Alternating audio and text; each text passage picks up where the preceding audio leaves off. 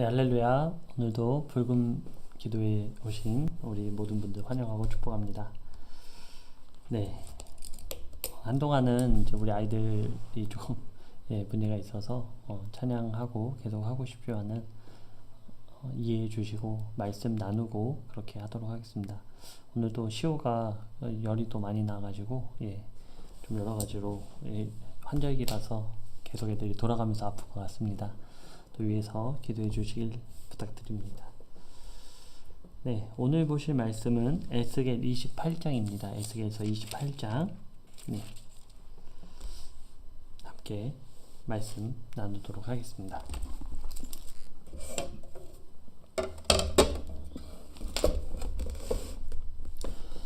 네, 계속해서 이제 두로와 시돈에 대한 하나님의 심판이 계속해서 이어지고 있습니다.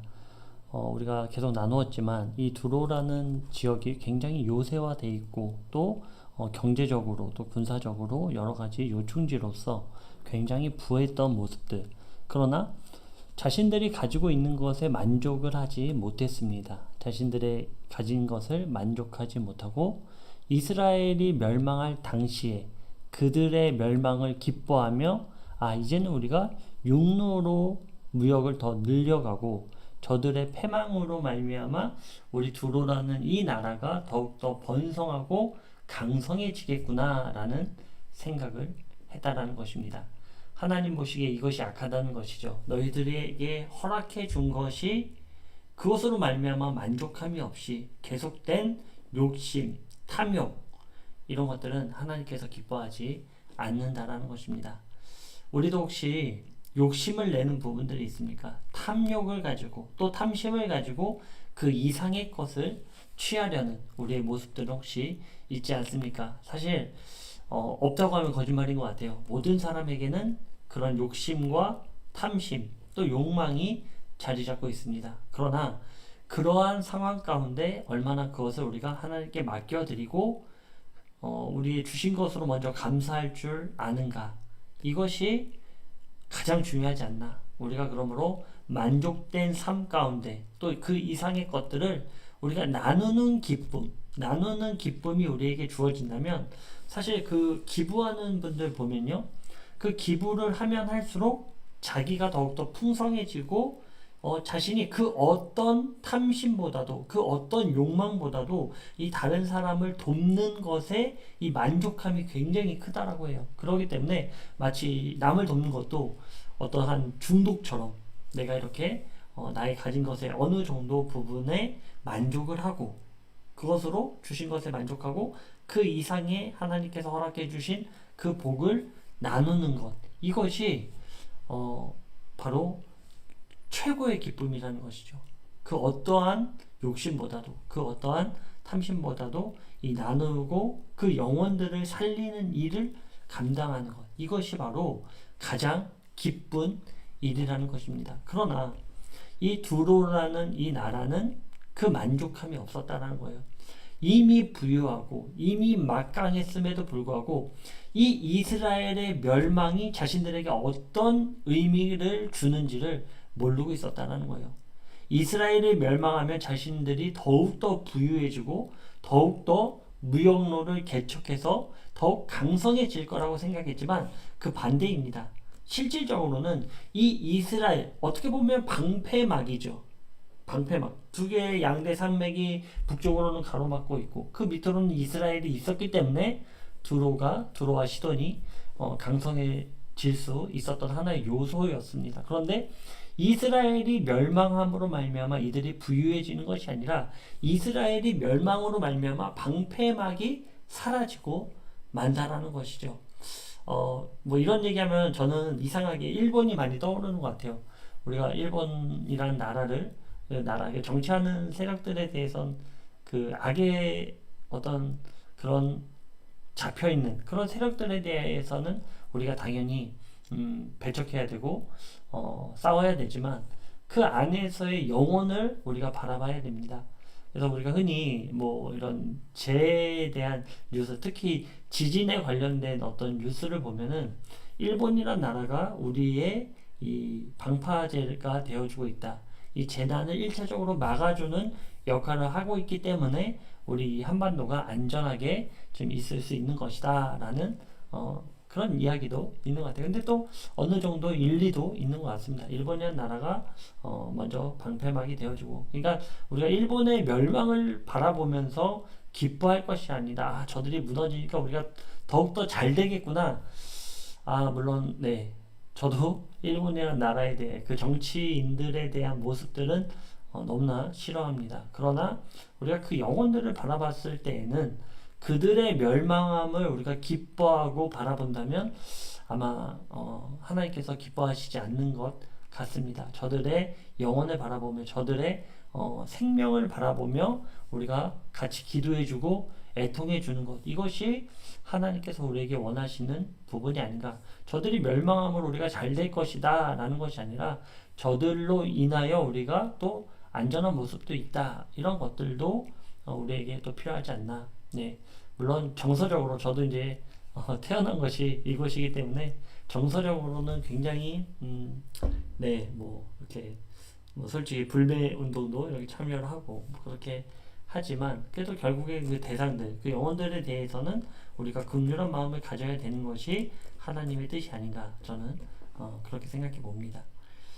네, 오늘의 이 말씀은 이제 두로가 결정적으로 멸망할 수밖에 없었던, 너희들의 그런 욕망, 욕심으로 말미암아 비롯된 근본적인 죄악이 무엇인지, 그 죄악으로 말미암아 멸망할 수밖에 없고, 또 우리들에게 주는 교훈 또한 마찬가지입니다. 너희들이 교만하면 이렇게 될 것이다. 너희들이 교만하면 사단이 쫓김을 당했듯 똑같은 입장이 될 것이다 라는 것으로 하나님께서는 우리에게 교훈을 주고 있습니다. 하나님께서는 이 겸손, 이것은 아무리 말해도 부족합니다. 아무리 말해도 계속 부족해요. 그렇기 때문에 우리 가운데 겸손한 마음들, 교만해지려는 그 모든 싹을 끊어버리고 겸손의 자리로 나아가고자 하는 우리의 모습이 저와 우리 함께 예배드리는 모든 분들에게 필요할 거라고 생각합니다. 1절입니다. 또 여호와의 말씀이 내게 임하여 이르시되, 인자야 너는 두로 왕에게 이르기를, 주 여호와께서 이같이 말씀하시되, 내 마음이 교만하여 말하기를 나는 신이라. 내가 하나님의 자리 곧 바다 가운데 앉아있다 하도다. 내 마음이 하나님의 마음 같은 채 할지라도 너는 사람이요 신이 아니거늘. 내가 다니엘보다 지혜로워서 은밀한 것을 깨닫지 못할 것이 없다 하고, 내 지혜와 총명으로 재물을 얻었으며 금과 은을 곳간에 저축하였으며 내 큰 지혜와 내 무역으로 재물을 더하고 그 재물로 말미암아 내 마음이 교만하였도다. 자, 이제 교만의 자리가 어디까지 올라갔습니까? 바로 내가 신이다. 하나님께서는 반드시 심판하는 때가 있습니다.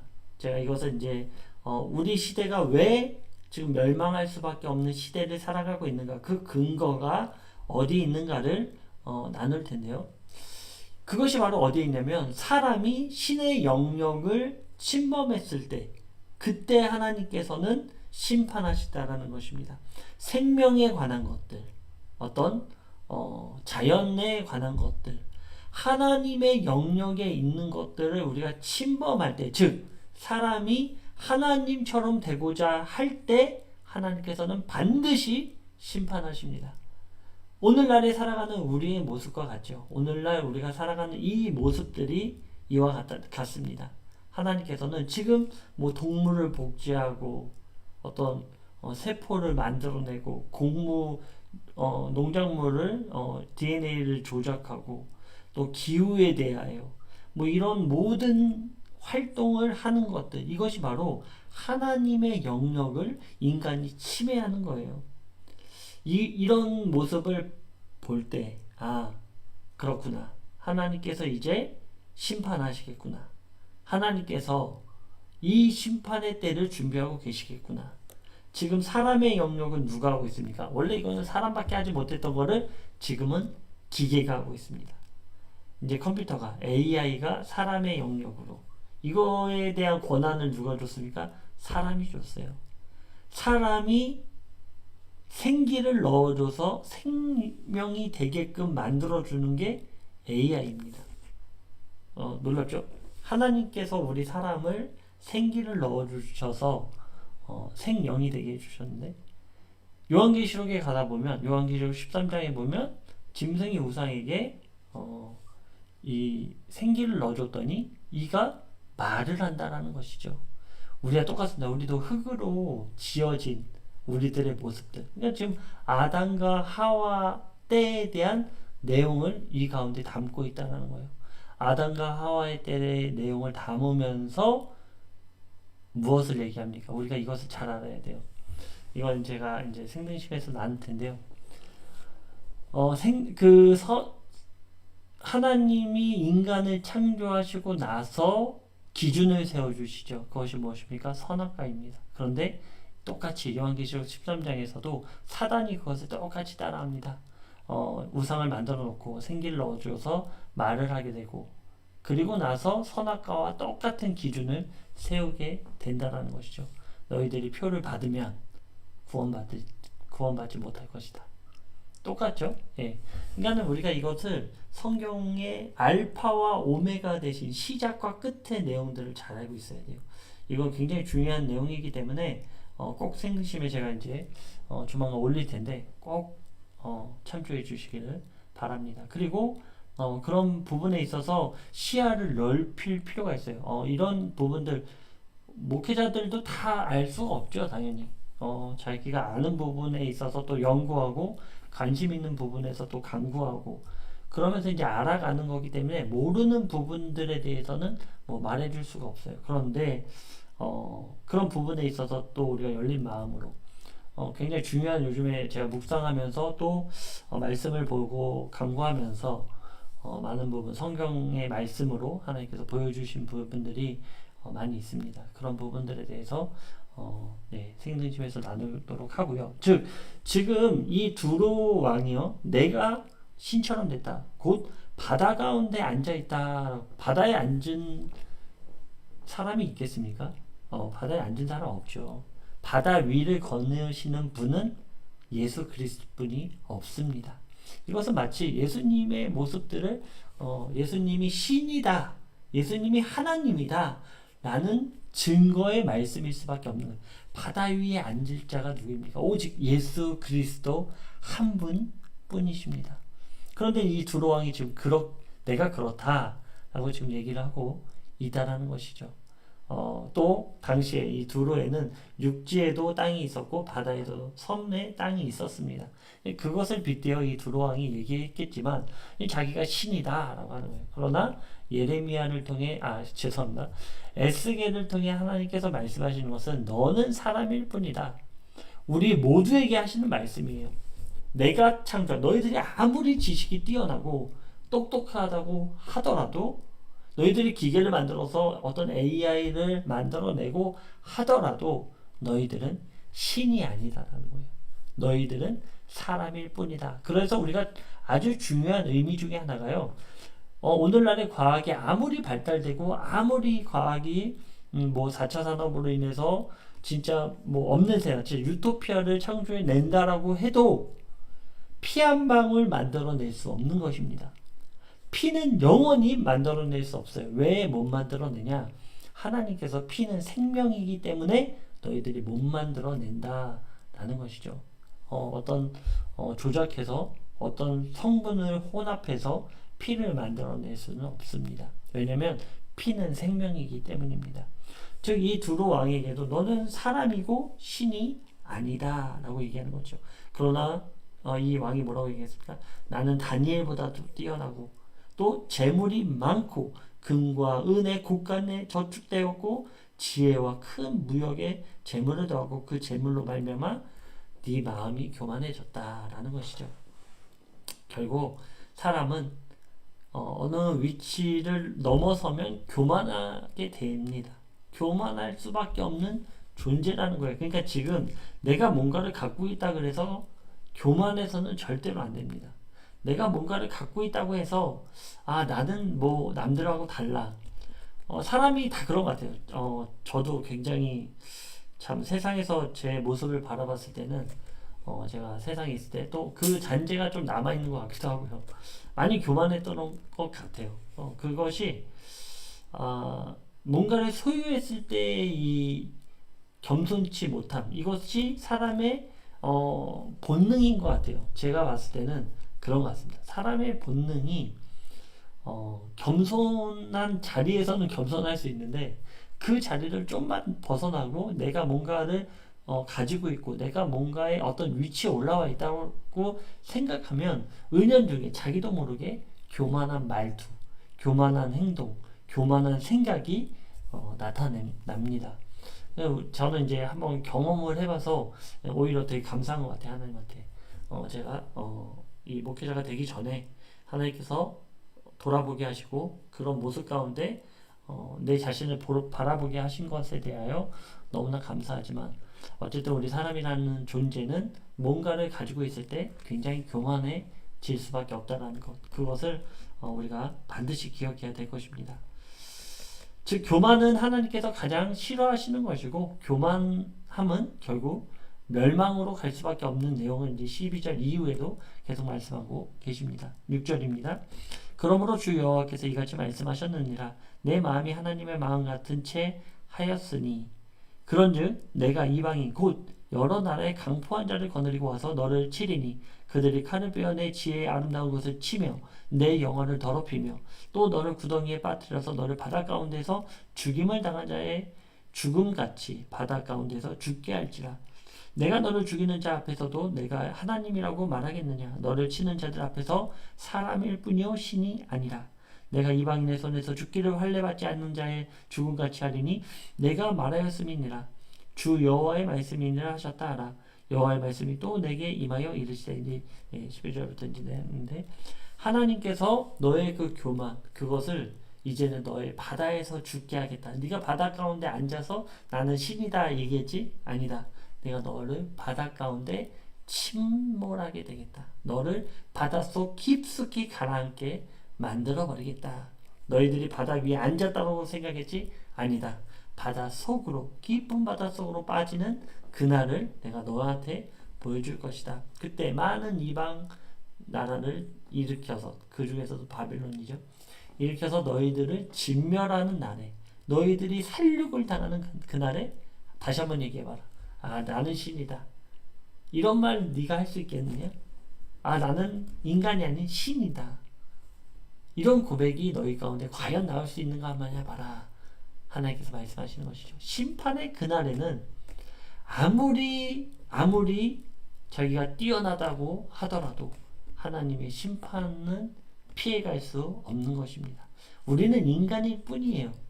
온전한 하나님의 은혜를 간구하는 인간일 뿐입니다.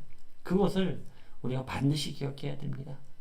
내가 어느 자리에서 교만한 위치에 있다라면 내려놓길 바랍니다. 우리 인간이 아는 지식은 아무리 뛰어난 지식을 가지고 있다라고 하더라도 정말 저 끝에 보이지도 않는 지식에 불과할 뿐입니다. 누가 하늘의 그 우주의 별을 자리를 잡아놓고 이 땅에 기초를 세우신 그 모든 것을 우리 인간이 알 수 있겠습니까? 그런 것도 모르면서 나는 똑똑하다. 나는 가진 것이 많다. 이런 교만은 하나님 앞에 심판당할 수밖에 없다라는 것입니다. 12절입니다.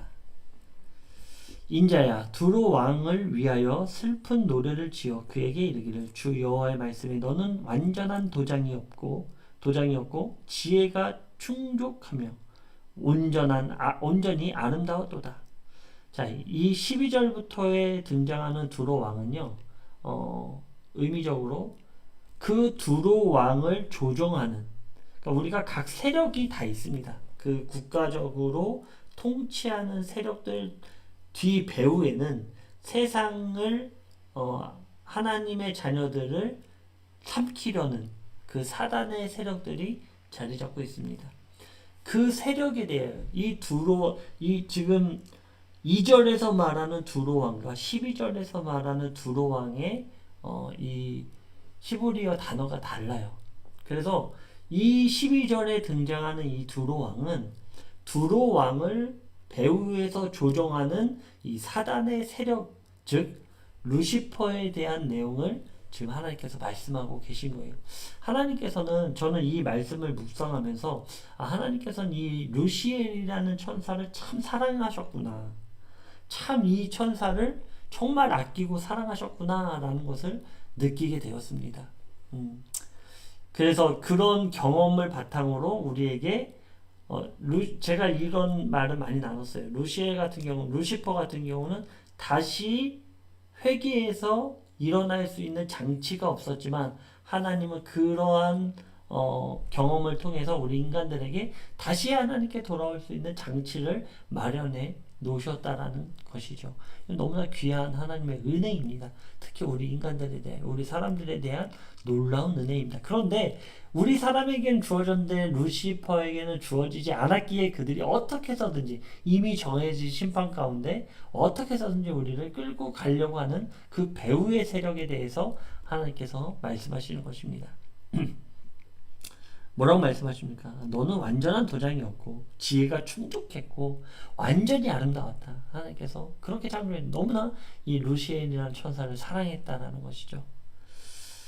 네, 물론 모든 창조물, 피조물에 대한 하나님께서는 사랑하고 계십니다. 이 작은 돌멩이 하나일지라도 하나님께서는 모든 하나님의 창조물을 사랑하십니다. 그 중에서도 우리 인간들을 너무나 사랑하시죠.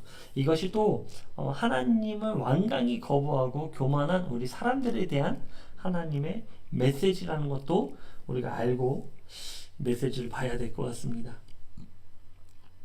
13절입니다. 내가 옛적에 하나님의 동산 에덴에 있어서 각종 보석 곧 홍보석과 황보석과 금강석과 황옥과 홍만호와 창옥과 청보석과 남보석과 황옥과 황금으로 단장하였으며 내가 지음을 받던 날에 너를 위하여 소고와 비파가 준비되었도다. 자, 에덴 동산에 있을 때 이것은 우리가 같이 봤으면 좋겠어요. 아담을 바라봤어도 좋겠고 그 안에 있던 루시엘을 바라보기도 좋을 것 같습니다. 또 우리를 여기에 대입시켜 봐도 좋을 것 같습니다. 하나님께서는 귀한 것으로 지음을 받은 날에는 소고와 비파가 준비되어서 기쁨을 나타냈다라는 것이죠. 14절에 너는 기름 부음을 받고 지키는 그룹이며 내가 너를 세움에 내가 하나님의 성산에 있어서 불타는 돌들 사이에 왕래하였도다. 자, 하나님께 왕래하며 기름을 받았고 그룹 천사로서 하나님을 시중드는 정말 아름다운 천사로서 하나님께서 창조해 주셨다라는 것이죠. 아담도 이와 마찬가지입니다. 우리 사람들에게도 이와 마찬가지입니다. 모든 우주 만물의 창조물보다 피조물보다 내가 너희들을 귀하게 창조했다라는 이 하나님의 메시지를 우리가 들을 줄 알아야 됩니다. 15절에 내가 지음을 받던 날부터 내 모든 길에 완전하더니 마침내 내게서 불의가 드러났도다. 결국에는 너에게서 불의가 드러났다라는 거예요. 저는 이 말씀을 보면서 오히려 조금 서툴고 조금 나의 부족함, 너무 완벽해도 참 피곤할 것 같아요. 너무 완벽하지 말고 조금은 부족한 모습이 오히려 우리가 더 나을 수 있습니다. 너무나 완전했기 때문에, 너무나 완벽했기 때문에 그 하나의 틈이 들어왔을 때는 무참히 무너지고 마는 이 루시엘의 모습을 우리가 볼 수 있는 것입니다. 그러나 결국에는 그에게서 그 완전함이 결국 교만이 되어서 불의로 나타나게 되었다는 것이죠. 16절에 내 무역이 많았으므로 내 가운데 강포가 가득하여 내가 범죄하였도다. 너 지키는 그룹아, 그러므로 내가 너를 더럽게 여겨 하나님의 산에서 쫓아내고 불타는 돌들 사이에서 멸하였도다. 내가 아름다움으로 마음이 교만하였으며 내가 영화로움으로 내 지혜를 더럽혔으며 내가 너를 땅에 던져 왕들 앞에 두어 그들의 구경거리가 되게 하였도다. 자, 하나님께서는 이 교만한 모습 가운데 에덴에서 이 왕래하는 모든 일을 끊어버리시고 하나님께서 내쫓아 버리셨다라는 것입니다. 이 교만으로 말미암아 내 자리를 하나님의 자리로 올리겠다 하는 이 교만으로 말미암아 하나님께서는 이를 에덴에서 쫓아 버리셨다. 하나님의 나라, 하나님의 보좌로 왕래할 수 있는 그 모든 길을 끊어버렸다라고 하나님께서 말씀하시는 것입니다. 18절입니다. 내가 죄악이 많고 무역이 불의함으로 내 모든 성소를 더럽혔으며 내가 내 가운데서 불을 내어 너를 살게 하고 너를 보고 있는 모든 자 앞에서 너를 땅 위에 재가 되게 하였도다. 만민 중에 너를 아는 자가 너로 말미암아 다 놀랄 것이며 내가 공포의 대상이 되고 내가 영원히 다시 있지 못하리로다 하셨다 하라. 자, 두로는 이제는 멸망하고 모든 사람들의 조롱거리가 되고 이제는 다시는 일어나지 못하는 이 두로를 빗대어 하나님께서는 사단의 세력들, 이 루시퍼의 세력들에 대하여 너희들이 이러한 강포함으로 말미암아 이런 교만으로 말미암아 다시는 너희들이 일어날 수 없을 것이다 라는 하나님의 메시지가 주어지는 것입니다. 이들은 이미 멸망한 자들입니다. 이미 멸망한 자들을 두려워할 필요 없어요. 왜냐하면 하나님께서 이미 승리하셨고 우리에게 그 승리에 동참할 수 있는 길을 열어주셨기 때문입니다. 20절입니다. 여호와의 말씀이 또 내게 임하여 이르시되 인자야 너는 얼굴을 시돈으로 향하고 그에게 예언하라. 자, 시돈은 둘에서 한 북쪽으로 32km 정도 떨어져 있는 지역에 있는 땅입니다. 이 땅에 대해서도 하나님께서 예언하라. 자, 시돈하면은 누가 가장 먼저 떠오릅니까? 바로 이세벨이 가장 먼저 떠오르죠. 너무 악했던 이 시돈이라는 나라는 전체가 다 그 바알 신앙으로 또 귀신을 쫓는 신앙으로 덮어져 있던 나라입니다. 오직 했으면 이 이세벨의 이름이 이 벨이라는 이 귀신이죠. 사단이죠. 우상이죠. 이 이름을 취득해서 쓰고 있을 정도로 굉장히 악했던 그 우상 숭배가 만연하고 그 우상 숭배로 말미암아 북이스라엘을 멸망하게 만들고 남유다를 더럽혔던 그런 일들이 있었던 것입니다. 굉장히 무서운 땅이죠.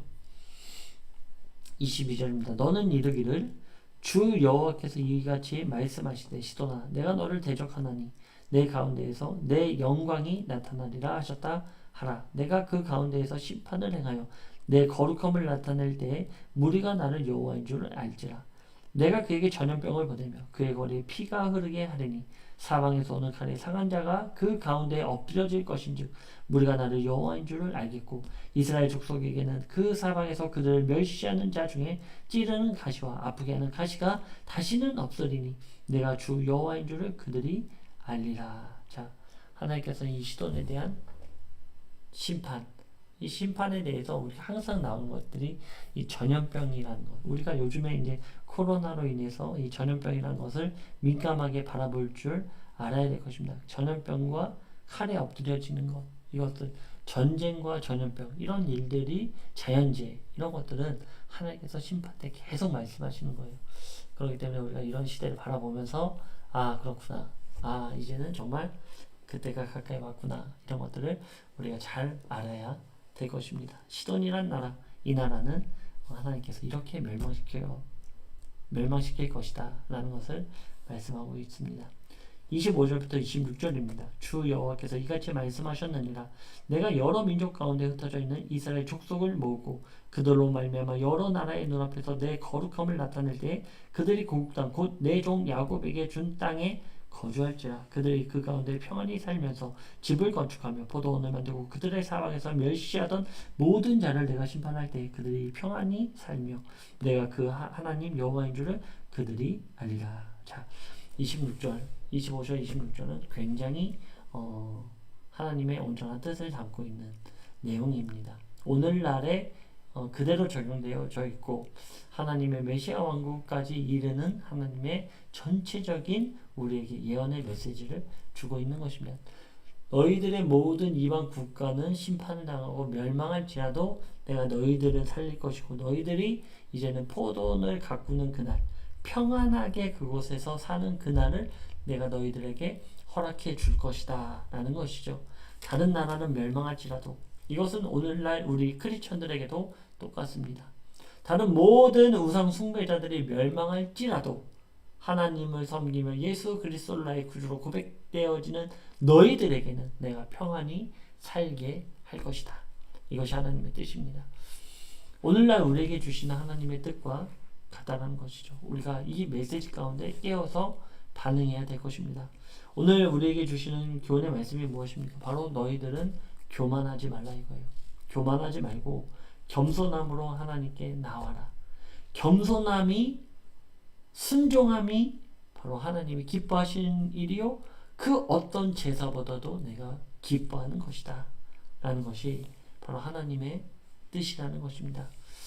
네, 사랑하는 모든 예배드리는 우리 성도 여러분, 바로 하나님의 그 사랑을 우리가 알고 그 사랑 가운데 겸손해졌으면 좋겠습니다.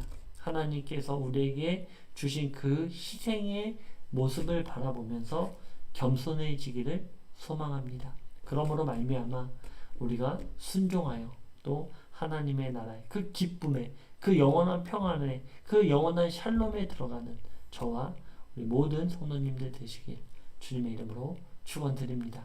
네, 함께 기도하겠습니다.